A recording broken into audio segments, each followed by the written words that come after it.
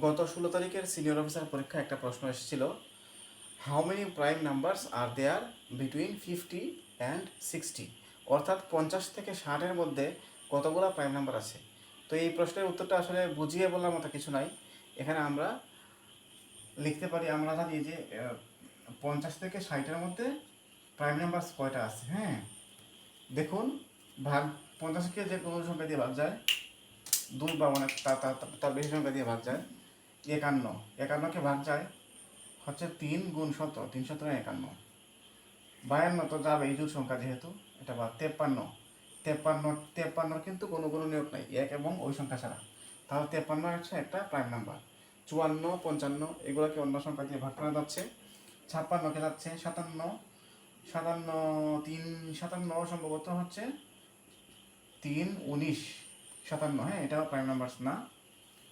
59 আর কোনো নিয়োগ আছে বলে মনে হচ্ছে না। অর্থাৎ এখানে 53 এবং হচ্ছে কত 59, এই দুইটা হচ্ছে প্রাইম নাম্বার 50 থেকে 60-এর মধ্যে। এই দুইটাকে এক এবং ওই সংখ্যা ছাড়া এই দুইটার আর কোনো নিয়োগ খুঁজে পাওয়া যাচ্ছে না। সুতরাং এটা মানে সহজে চিন্তা করলেই বের করা যায় যে এখানে 50 থেকে 60-এর মধ্যে হাউ মেনি প্রাইম নাম্বারস, অর্থাৎ দুইটা প্রাইম নাম্বারস রয়েছে।